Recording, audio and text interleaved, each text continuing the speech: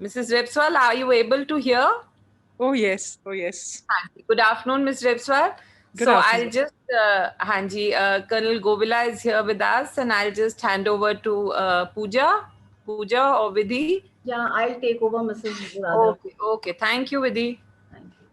Okay, good afternoon, ladies. On behalf of Mrs. Pooja Yadav, I would like to welcome Mrs. Repswal and all the ladies of this ASC Center and College.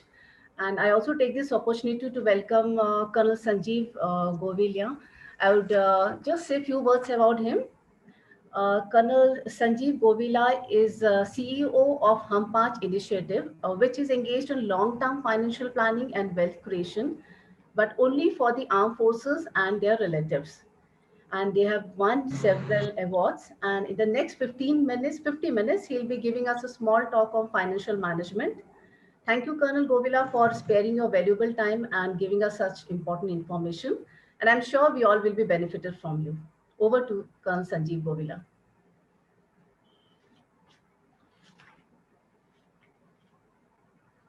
We can't hear you. Can you hear him, ladies? Can you hear me now? Yeah. Yes, yes. Oh, okay. Right.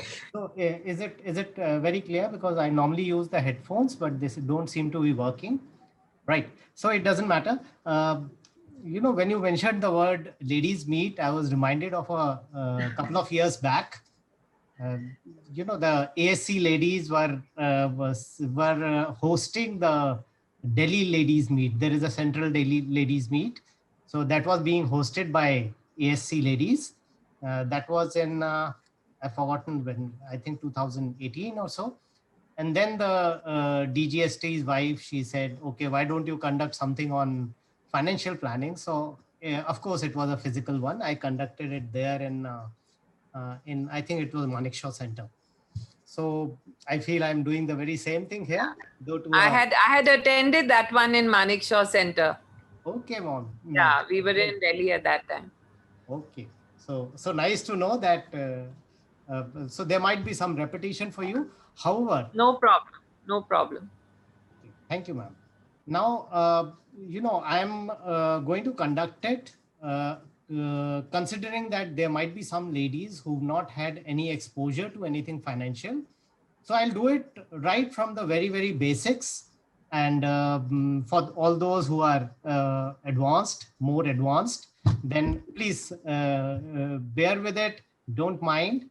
I will come back to even more, much senior stuff slightly later. Okay, right. I will do my screen sharing where I have my PowerPoint. Just 1 minute, please.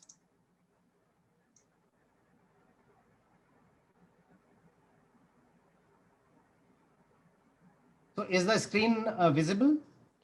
Yeah. Yes. Okay. So this is what I say, that do you want to live your dreams? Then you'll have to learn to manage your finances.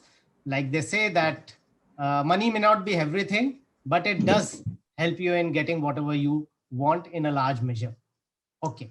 So Mrs. Vidhi has introduced me, I'm the CEO of Hum Fauji Initiatives. We are a personal finance company which is based in Dwarka in Delhi. We deal only with armed forces officers. It is an 11-year-old company. I took my retirement in 2010 to start this company along with my wife. As about 2,300 Fauji families, we manage them, managing a total of about 725 of assets. We are one of the largest financial planning companies in the country, but still, in spite of all that, we only deal with forces families, right? So I'll start from the very, very basic. Firstly, what is your pay? There might be some ladies who might have some doubts about the pay as such. So for the army, the pay obviously comes from CDA, the much maligned, much looked after CDA that everybody remembers on the last days of a month. I would recommend everybody to have a joint account in case the pay or any kind of savings bank account that you have is a single. Please don't ever have a single account. All your bank accounts should be joint. When we talk about pay, the salary, we have a few components in salary. One is the basic pay, on which everything else is, it is something like a neve, like the of the pay structure. Then we have the DLS allowance, DA, which is meant to compensate for the inflation. महंगाई को ये compensate करता है. Then we have the military service pay.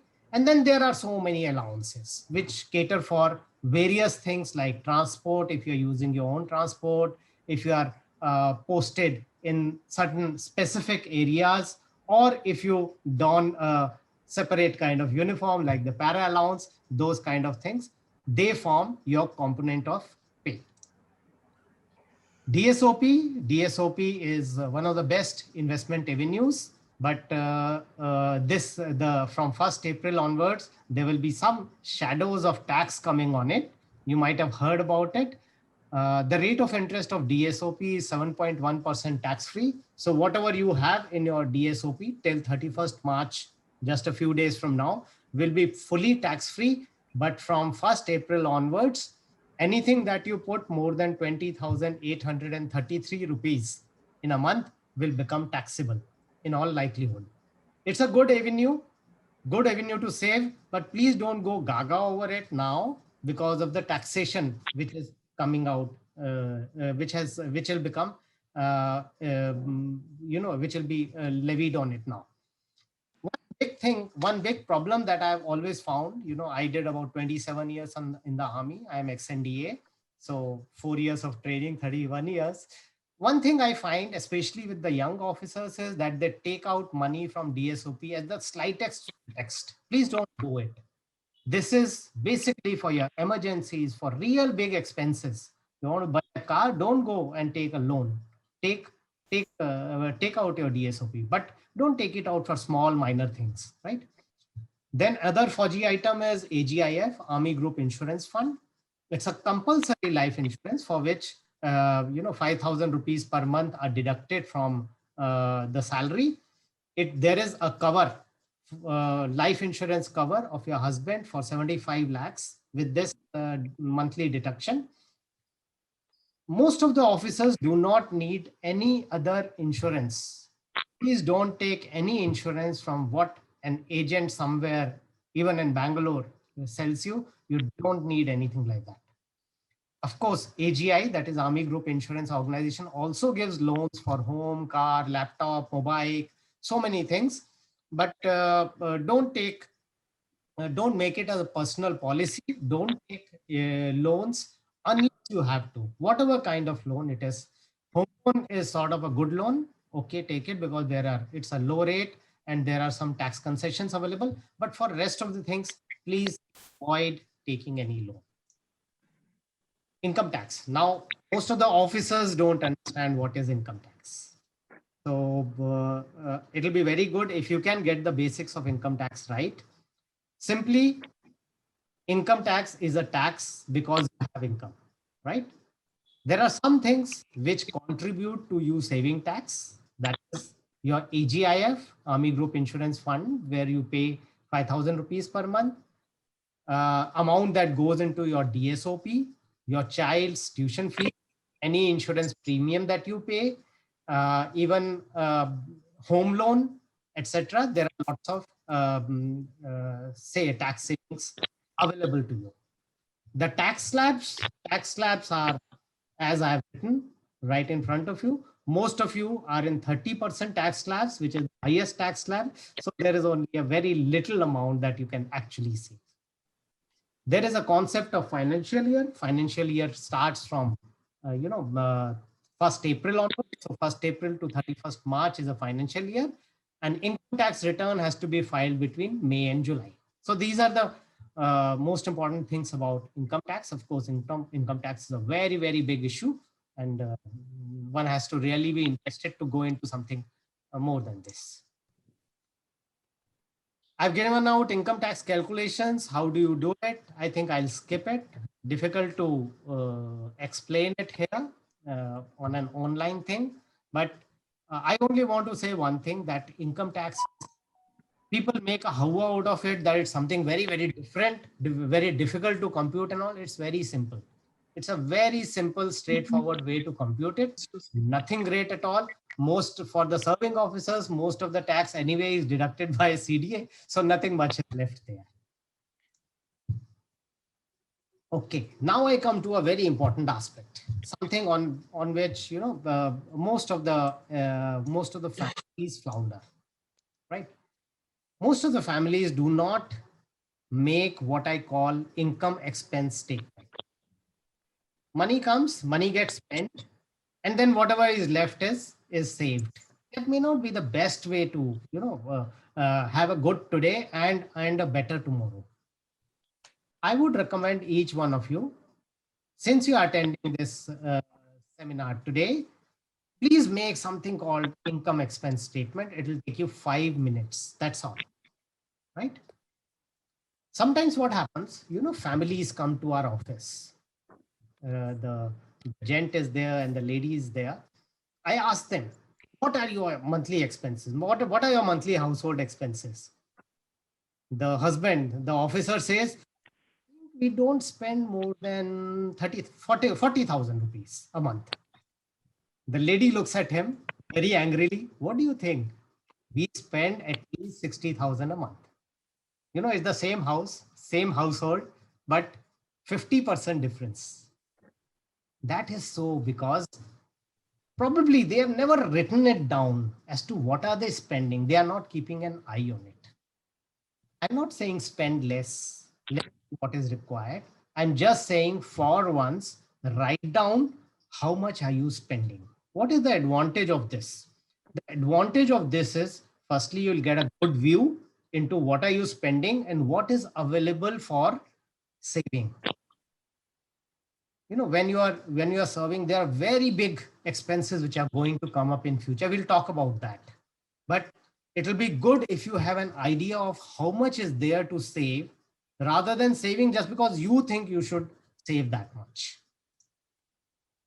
Will, very important thing.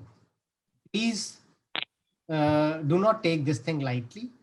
We face so many cases where will has not been properly made. And, you know, if something happens, untoward happens, then the family that is left behind faces a lot of problems in claiming what is actually rightfully theirs. Now we've come to slightly more serious stuff. When I ask somebody, what do you think are your major concerns in money management? They say, you know, we should be able to save well, we should be able to do this, we should be able to, you know, go on vacation, save all these things. I say, no, this is how your major concerns should be listed out. First, meeting your requirements and responsibilities of life. That is the prime aim of money. Second, maintaining a high standard of living for your family throughout the lifetime. If you can do that, you've managed your money well. And then of course come some tactical aspects like beating the inflation, be tax efficient, not losing our money's purchasing power and all that.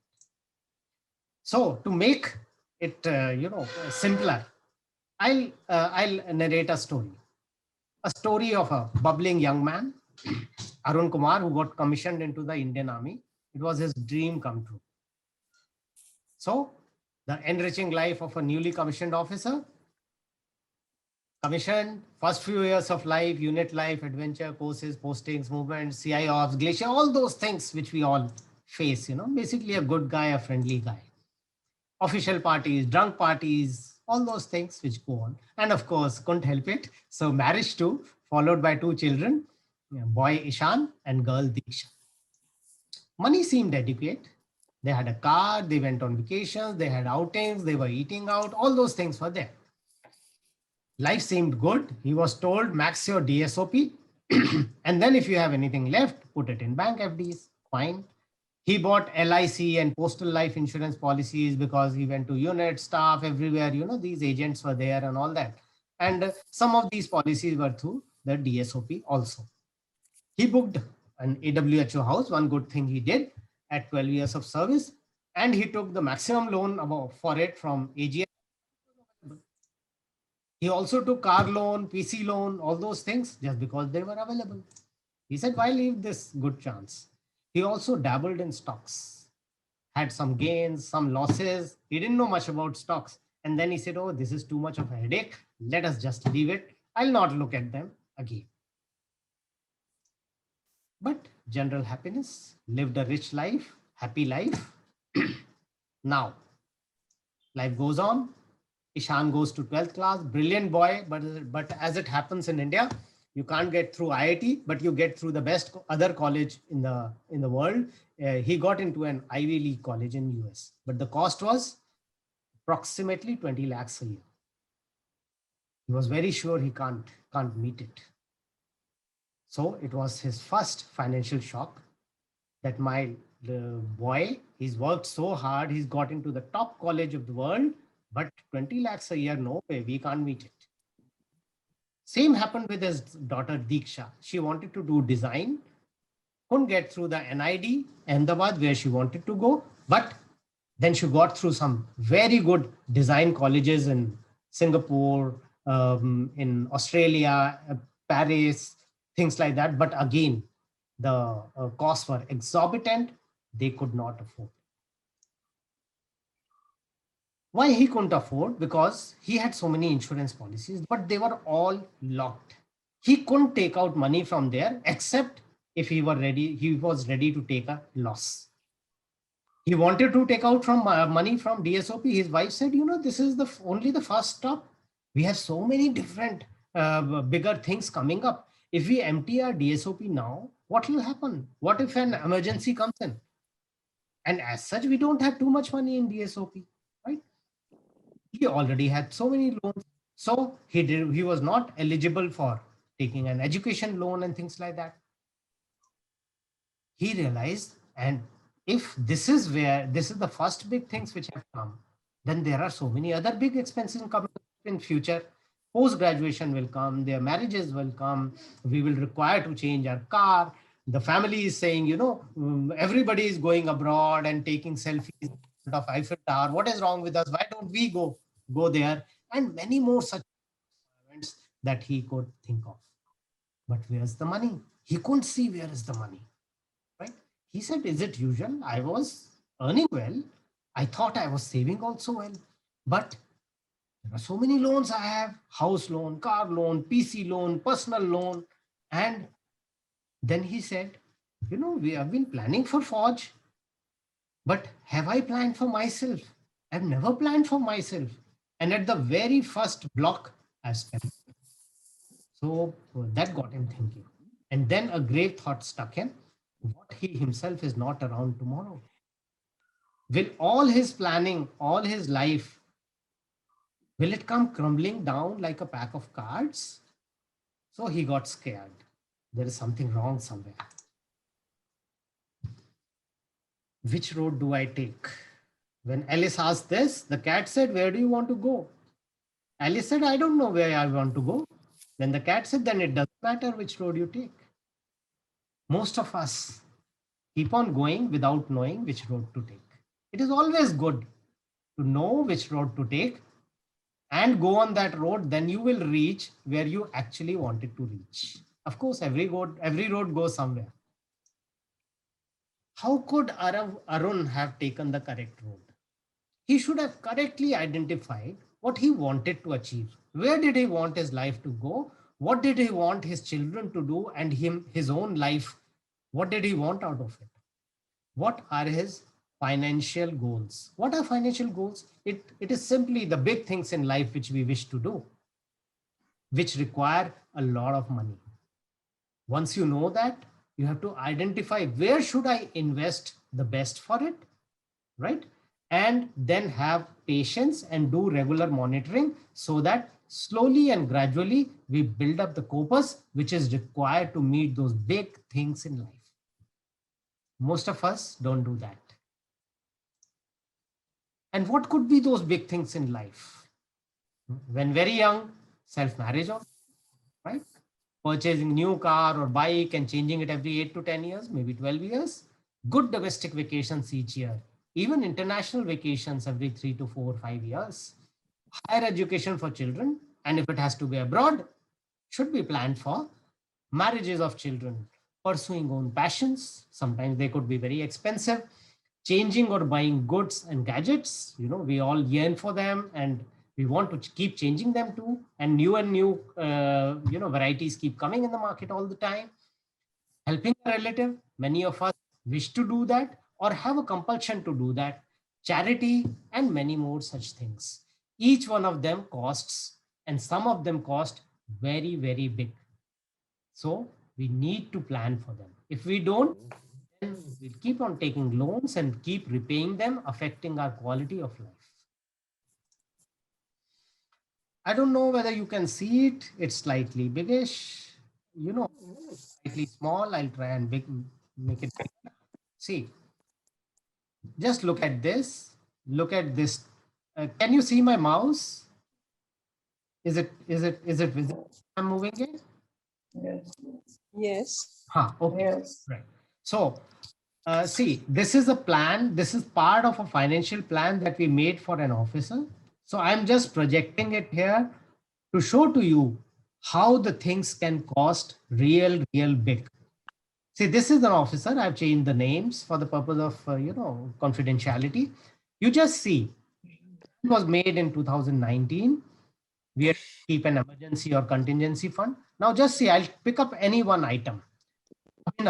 His son, this officer's son, his graduation is coming up 10 years later. I'm talking from, 2019. In 2019, the cost was to be 3 lakh rupees.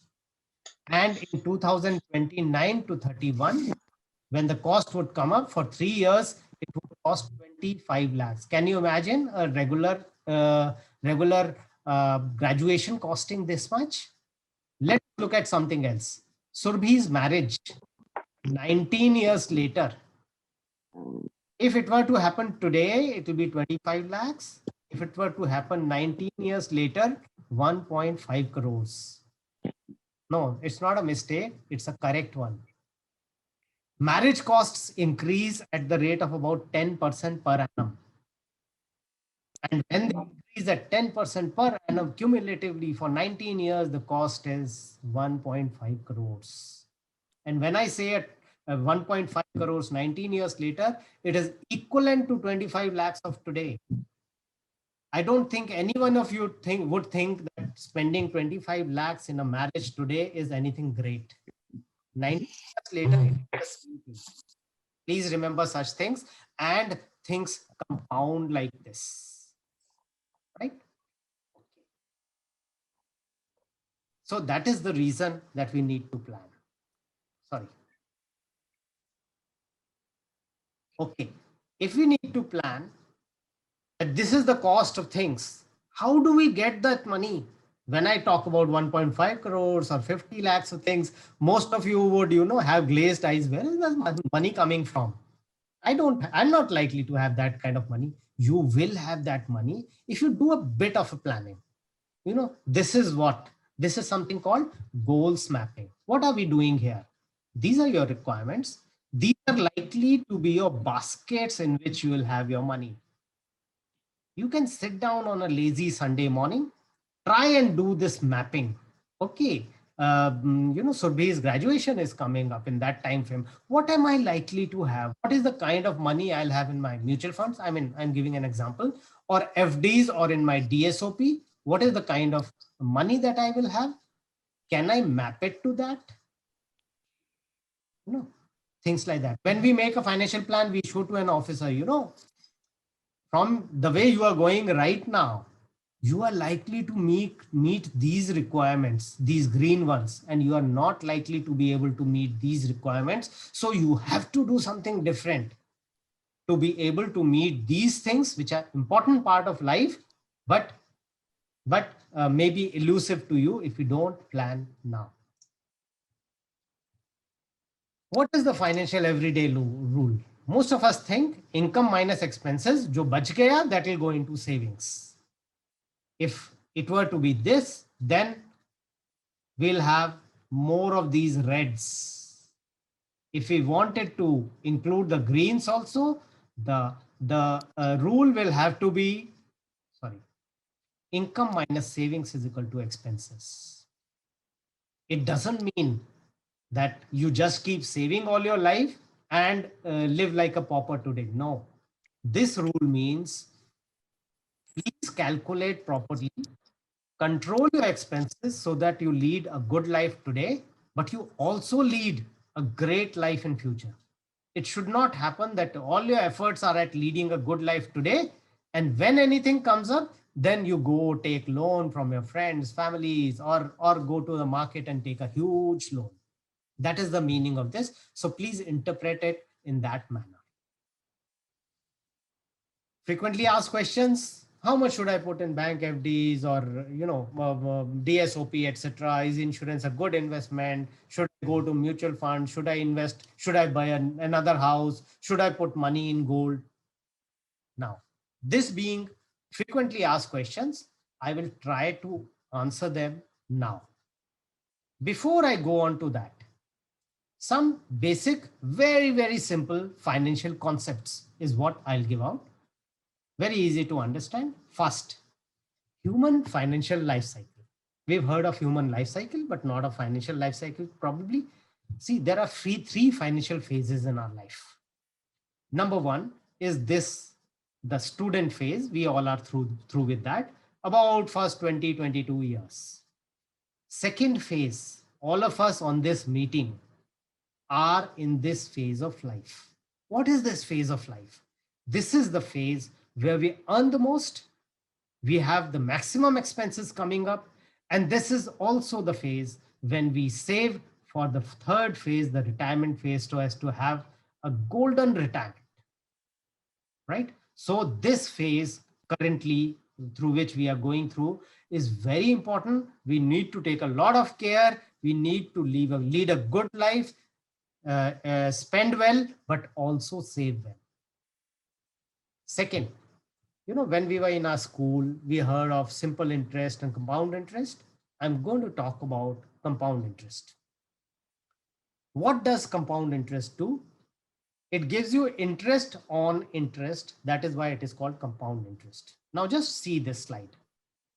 If we just save 10,000 rupees per month for 10 years with discipline, without breaking the chain of saving, if you put it in something like a DSOP, 10,000 rupees per month, only 10,000 rupees per month will become 18 lakh rupees. A bit of a risk and go to equities, stocks, equity funds. And in the 10 years, you can safely assume 15% rate of interest. Then you can accumulate 26. Right? Now, just see what does this slide say. It says, you can convert money to wealth. This is how conversion of money to wealth takes place, with discipline, with regular investing. That is what this slide is all about. Not about 8% will get this much or 12% will get this much. All the wealth is created in this manner, and there is no other shortcut to creating it. Third, inflation. Most of us do inflation. Inflation in simple terms, महंगाई. So what is inflation? Inflation is simply the rate at which things become costlier year after year. Now just look at the left side of this. Let's say our monthly expenses are 50,000 rupees per month, right? Inflation rate is 7%, let us say. Then what will inflation do is, it will increase the cost of living year after year, even if we do not increase our standard of living. Which means today we need 50,000 rupees to lead a certain standard of living.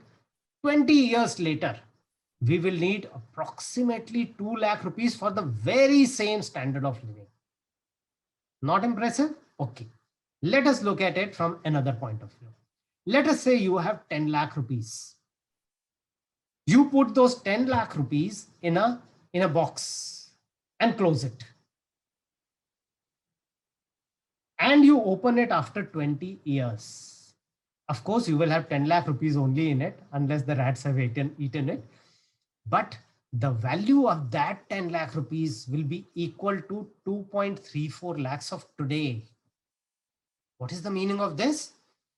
20 years later, the same 10 lakh rupees can buy only that much amount, that many kind of things which 2.3 lakhs can buy, which means 75% of the value of your money has evaporated in thin air.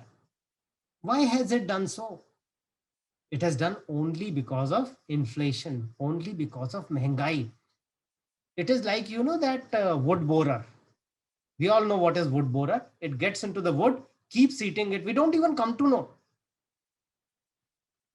After a very long period, we see some powder on the ground and then we realize, okay, this piece of furniture is gone.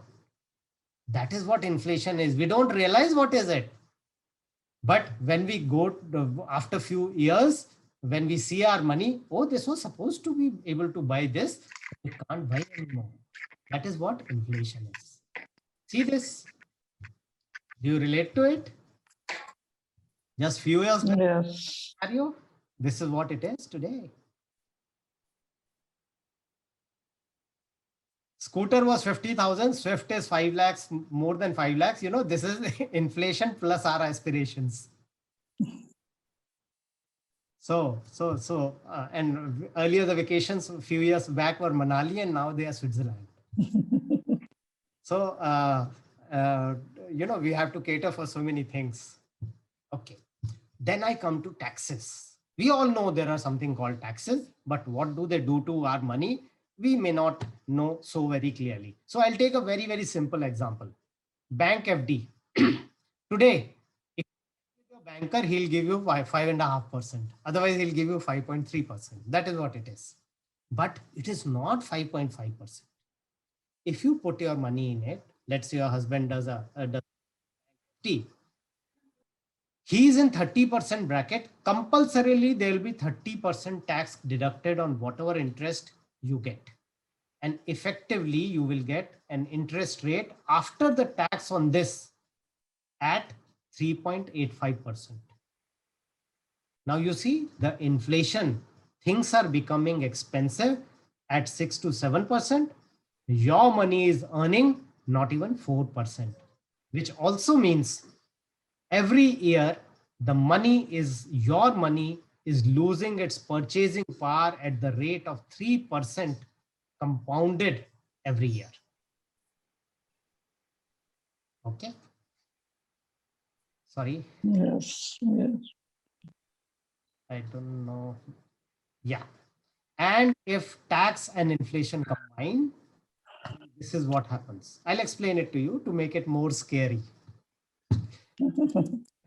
See, if you go to the bank today and bank says, okay, I'll double your money, I'll give you 7%. There are some banks which are giving you 7% also. Some small banks, very, very tiny banks are giving you 7% interest.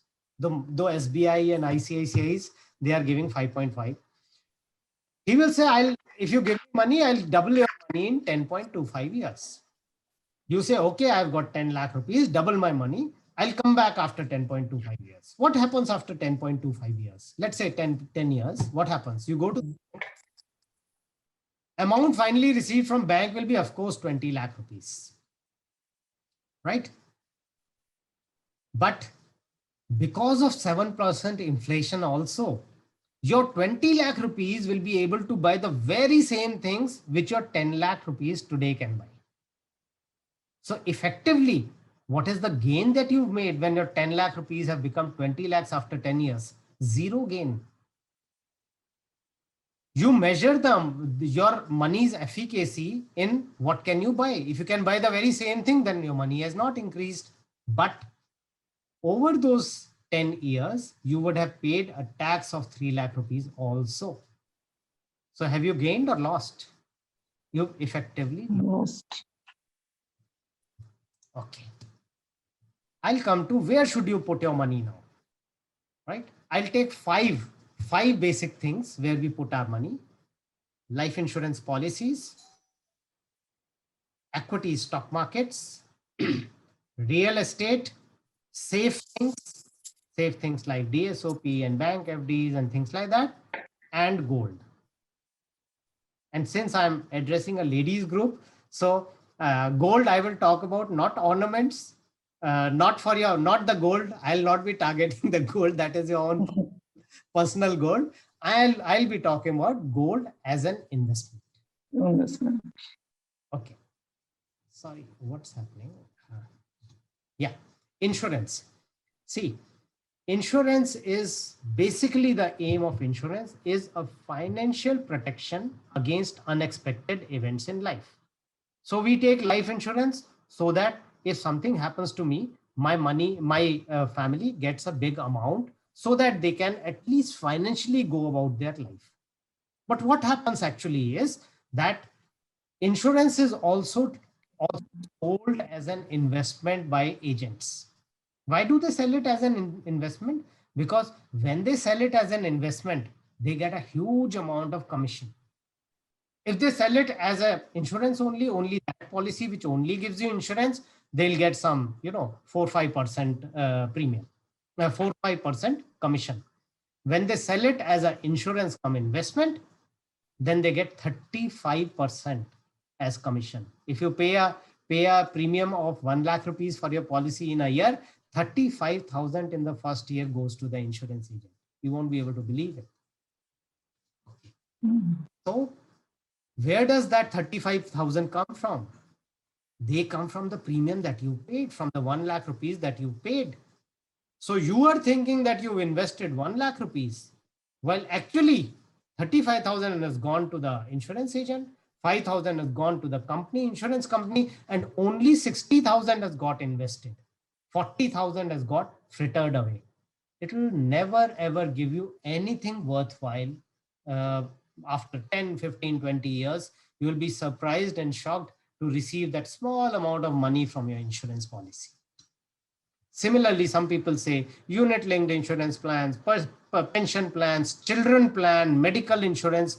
You don't need any of this at all. Okay. Now, second thing I come to is equities. Equities is stock market.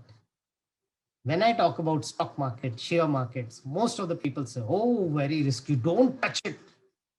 Or there is a small number of people who say, oh, no, it is great for making quick money. You wish it, you get it. The truth actually lies somewhere in between. Nor are stock markets such that you should not touch it, nor are they such that you should do day trading kind of thing and try and, make a great amount of money on a daily basis. Both of them are extremes. The actual truth lies somewhere in between. Just look at this. This is stock market's journey for 41 years, 1979 to 2020. It has started from somewhere here and it has gone here. If I were to put a bank FD chart here, it would go something like this, something like this. Such a big gap would be there. But this journey has been like this. Every day the stock market is going up and down. In the past 41 years, who invested here, it has gone up by 383 times. 1 lakh invested in April 1979 is 3.83 crores today. You know what has happened last year? Stock market fell very, very badly because of COVID. But then after that, they've come up so very well that people have got 100% returns in 1 year also. So stock market is like that. Whenever I talk about stock market, I'm reminded of my NDA IMA days. We used to go for cross country. When we go for cross country, let's say IMA, we used to have a 10-mile cross country. I have heard that it's no longer there anymore. So in 10-mile cross country, which is 16 kilometers, there are two ways of running it. One is there is, one guy, very steady guy. He will start slowly, he'll keep on running slowly, but very, very steadily, and then finish the cross country. There is another guy who runs very fast for 1 kilometer, walks for 1 kilometer, runs fast for 1 kilometer. He does it like this. Now the second guy is the stock market. And the first guy is the bank FD. So when you go into stock markets, you will have markets going down badly, markets come very, very smartly, and this will happen always and every time. We have to become accustomed to it. However, stock markets all over the world for all the time of eternity, since eternity, it has been that if you are invested in stock markets for 5-7 years or more, you will get the kind of returns that you will get there can never ever be matched by any other investment avenues, provided you don't get disheartened when the markets go down, you don't panic, and you maintain your patience and keep investing. That is what stock markets are. This is a comparison, right? If you see the comparison,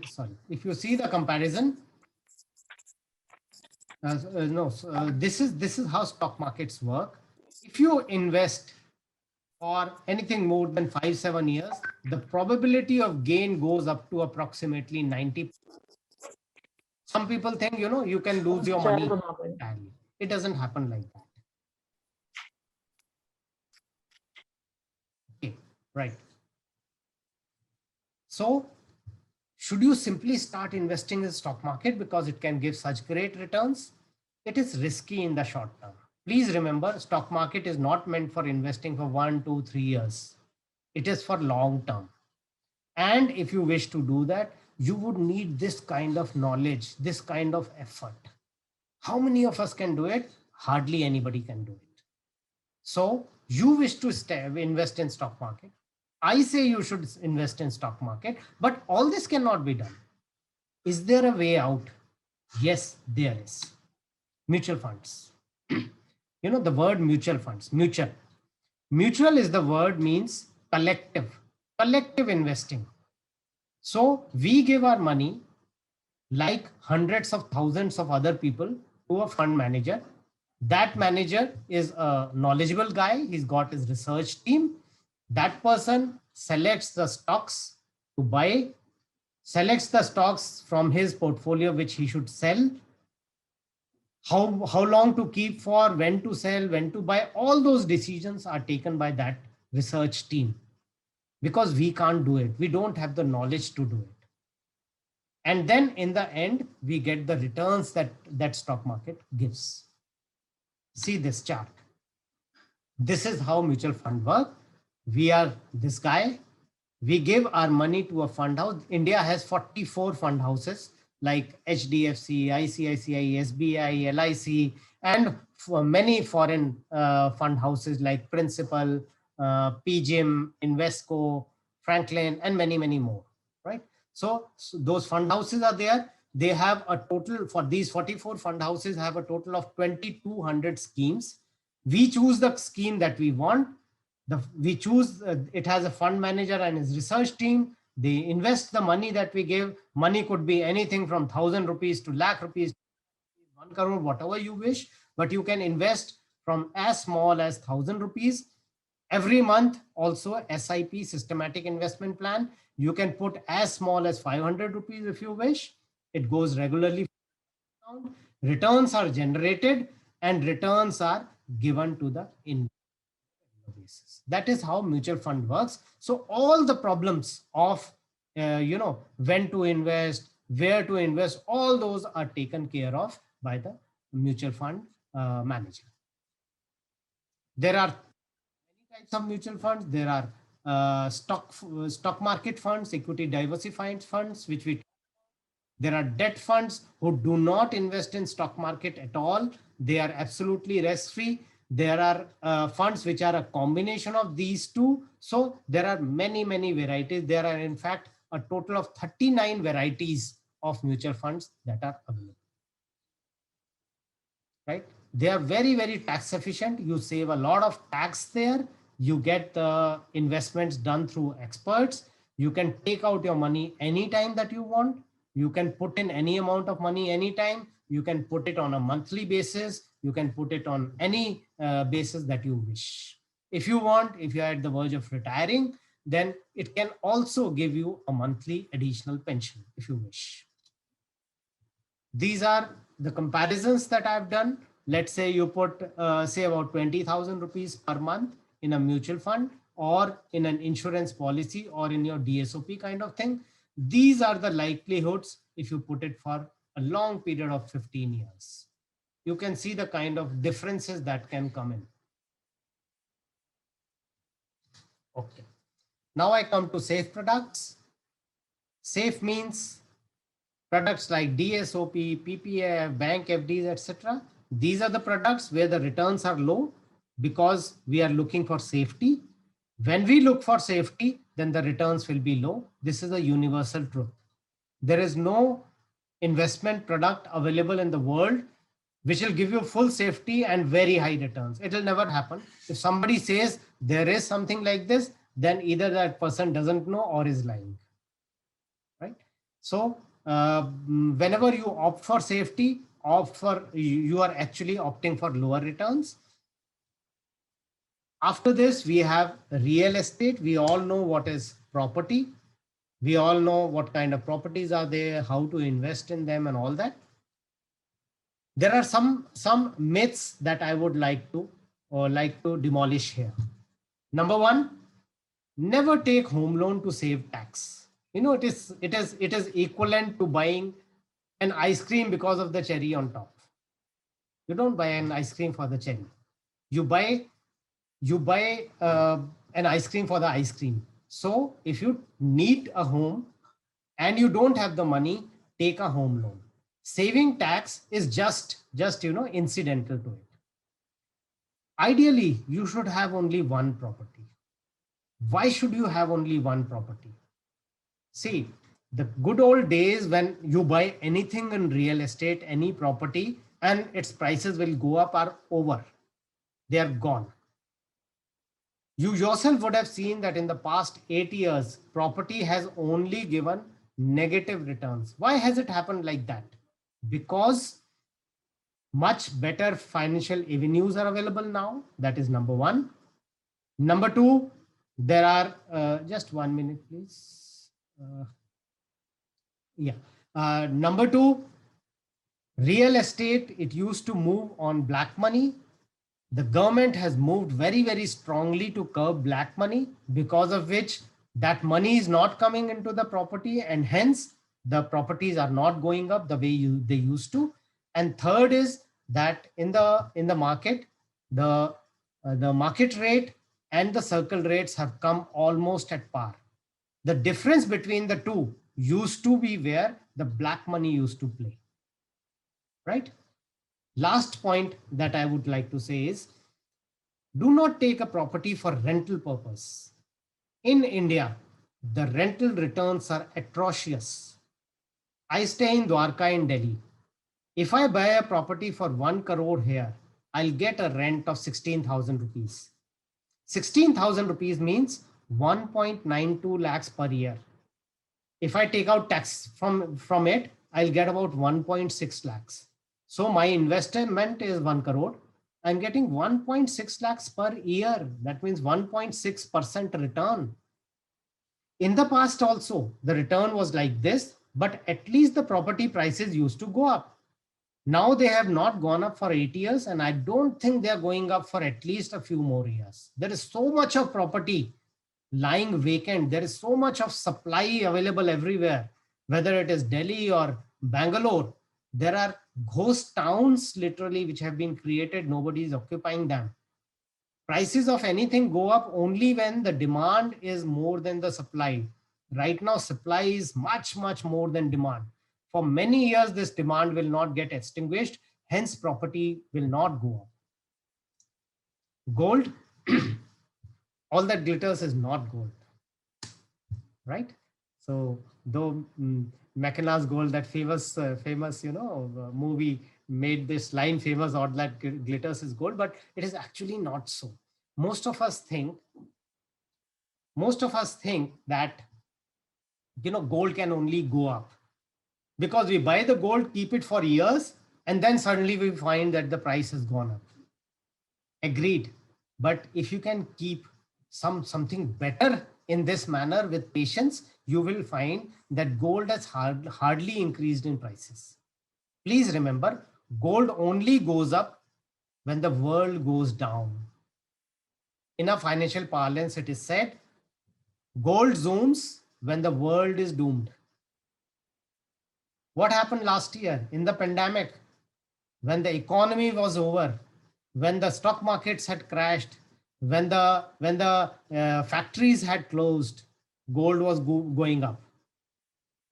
When the pandemic has started receding, world has started opening up, economy has started working, economies have started working, gold has started going down.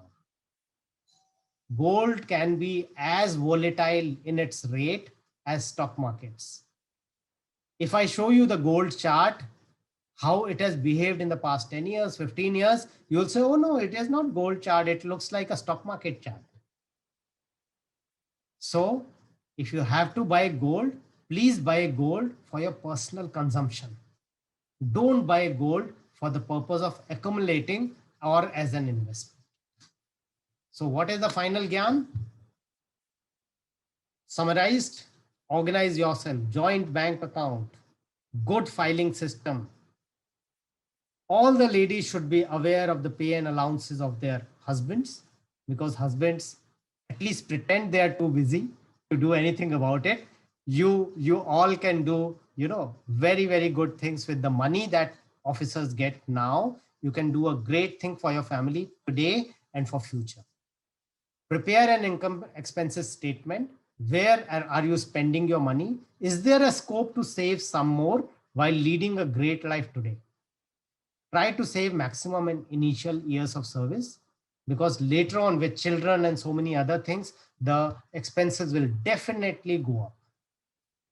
Do not take any life insurance cover other than AGIF for most of the people. You should actually have a good surplus, or in your surplus should go to your DSOP and a good portfolio of mutual fund. Prepare a will, see how is the will being prepared. And if you can't do it yourself, consult a good financial planner or company, make them your financial doctor. All those who are keen on becoming poor, traditional insurance policies, impulsive buying like a property, please remember, when you buy a real estate, which is surplus to your requirement, which is not your home, it will affect your standard of living. Always just think about it, what I've just said, because the time given for this presentation is just 50 minutes and I think about 2 minutes are left.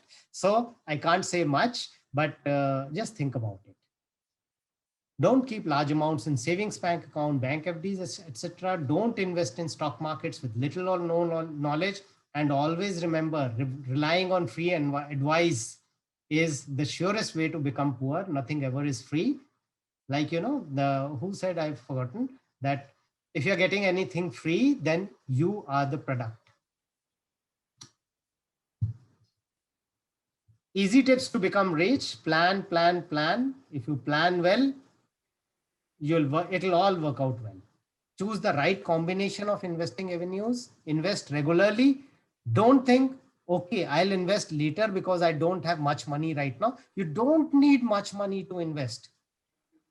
If you have 5,000 rupees, start. Make your investment tax efficient. Look at this aspect. Maintain reasonable emergency fund. That is the only place I recommend people to have bank FDs. Keep your emergency funds in your bank. Start today, tomorrow may be too late. Just look at this chart. As per the year of service, these are my recommendations. But please remember, these are just thumb rules. And thumb rules are applicable to everybody in general and nobody in particular.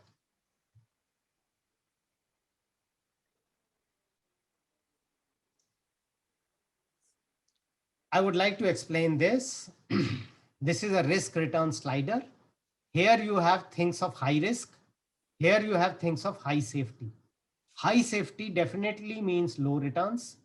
High risk has a possibility of high returns. It is not assured high returns. If it were assured, then it would not be risky, right?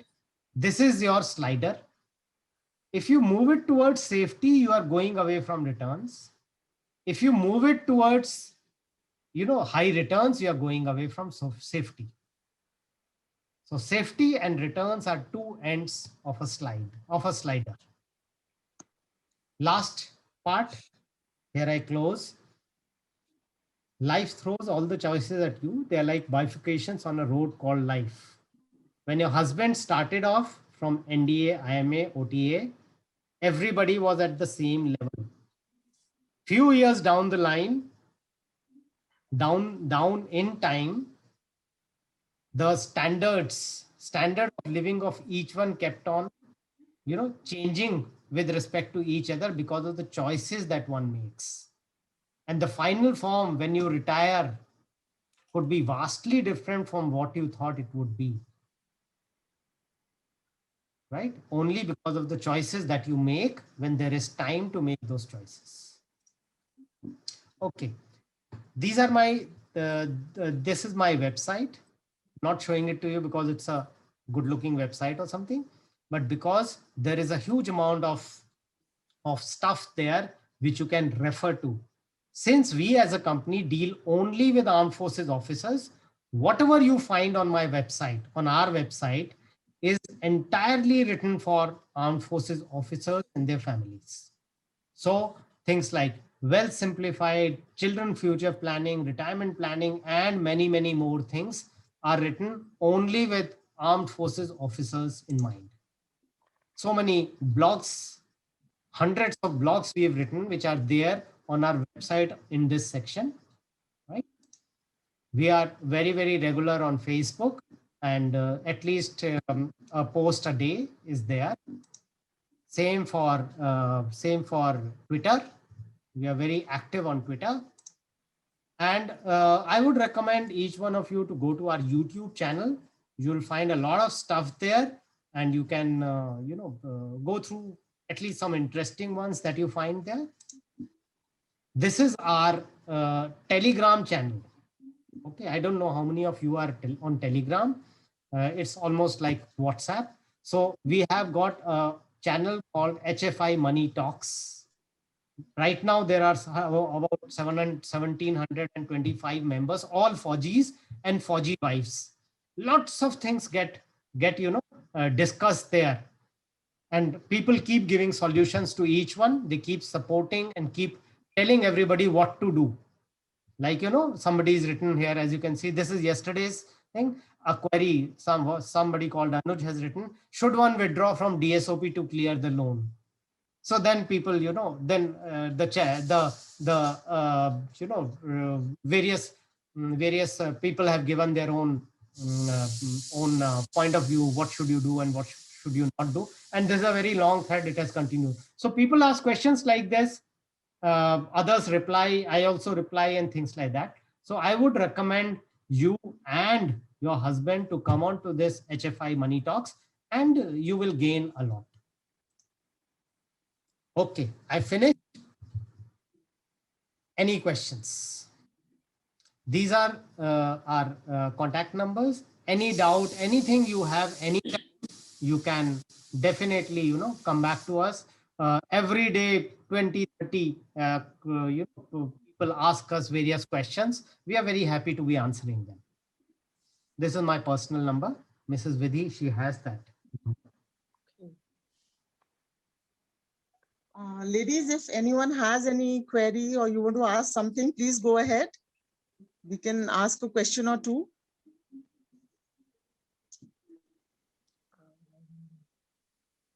Anything anybody has ever Karan Govila, I just wanted to ask you one question.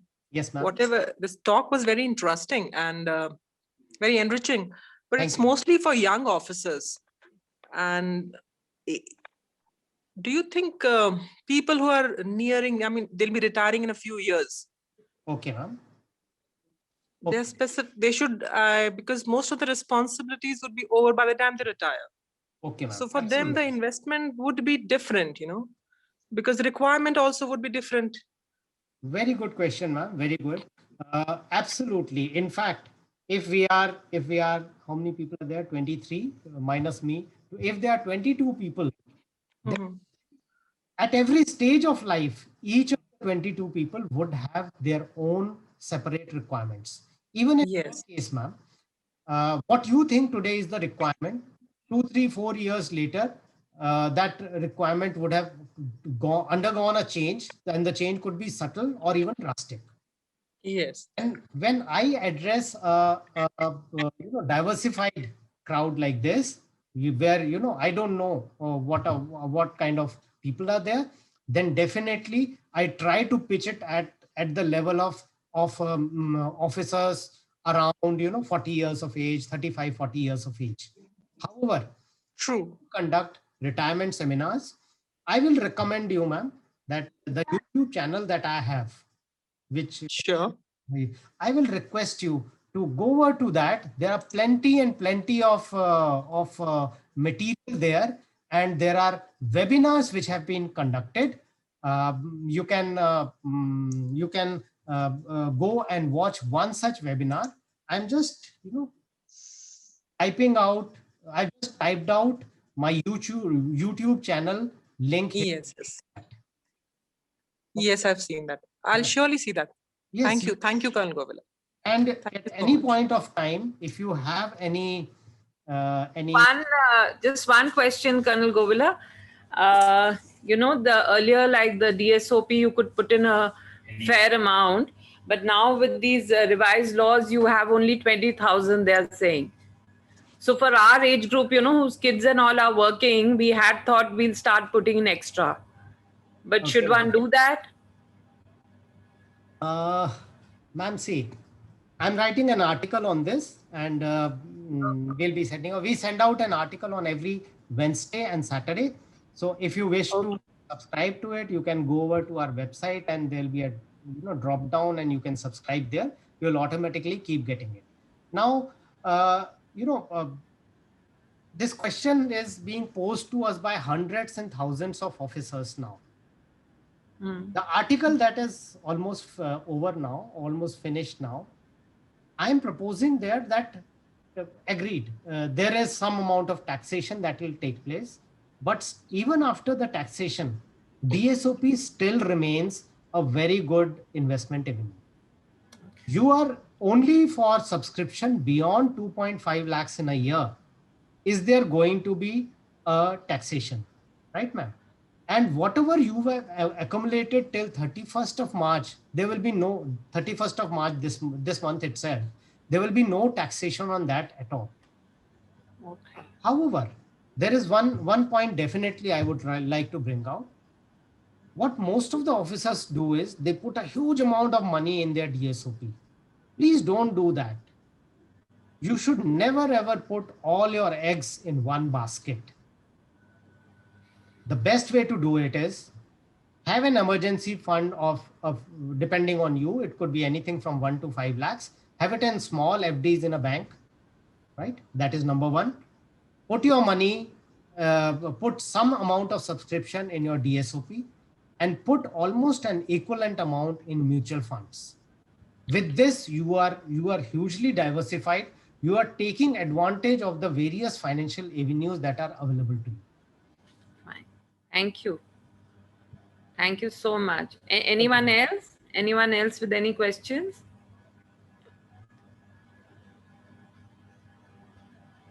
So Vidhi, would you like to thank Colonel Govila? On behalf of Mrs. Repswal and all the ladies of AAC Center and College, I would like to thank you, Colonel Sanjeev Govila, for this such important information. And I know we all will be benefited with it. And any problem, any queries, we'll definitely contact you. We have all your details. Ladies, you can contact me if anything, if you want to know. Thank you once again, Colonel Sanjeev. Thank you very much, ma'am. It was a great pleasure. Thank you, Colonel Govila. Thank you. Thank you, ma'am. It Thank was a great pleasure Thank being you. here. Thank you. Thanks a lot, Colonel Govila. Okay, ma'am. Bye. Okay, bye-bye.